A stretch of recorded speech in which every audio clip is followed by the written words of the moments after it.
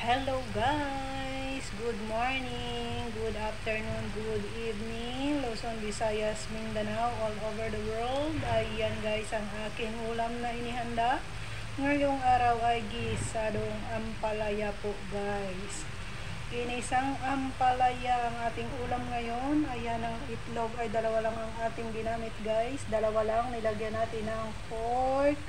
Ang ating ampalaya, syempre ang kamatis na pinakapampasarap sa ating ampalaya ay hindi mawawala mga guys. Ayan, sana ay nagugustuhan ninyo ang ating mga simpleng lutong bahay na ibinabahagi sa inyo, na bagaman at ito ay alam na ng karamihan.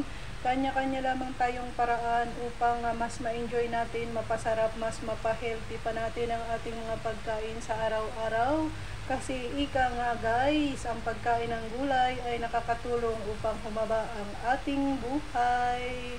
Ayan, kaya siguro guys, ako'y buhay pa rin ngayon kasi mahilig akong kumain ng gulay.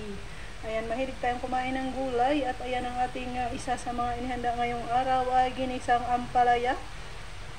Ayan, ito maya-maya guys ay papatayin ko na ang apoy kasi ito po ay luto na. Bahagya ko lang hininaan para hindi naman po mabibigla ang luto ng ating ampalaya guys.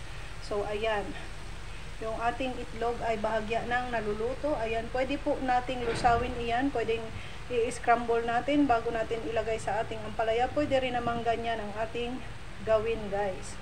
So ayan, depende na po yan sa gusto ninyo mga guys. Ayan ang ating isa sa napaka masustansyang ulam. Naku, makakarami ako ng kain ito guys. Ayan, nagluluto pa lamang ako ng ulam kasi ang kanin ay isusunod ko na dito pagkaluto nito mga guys. So ayan, hanggang dito na lamang ang ating maikling video ng ating simple video cooking. Ayan, sana po ay nagustuhan ninyo ang ating simpleng presentasyon, ng ating simpleng pagluluto sa ating kusina guys. Ayan, napakasustansya at napakasarap. Ayan, mag-comment lang po kayo sa baba guys ng aking video kung na-appreciate ninyo ang aking mga simple video cooking. Ayan, at kung hindi ka pa nakasubscribe sa aking channel, baka naman, pwedeng makalambing, subscribe to my channel, and then click the bell button, select all para lagi kang updated sa mga susunod ko pang mga video upload. Okay, kaibigan, thank you so much.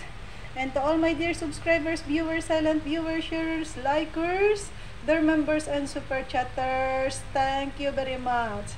Have a good day everyone, and I love you all guys. Bye for now. Thank you for watching. Bye bye.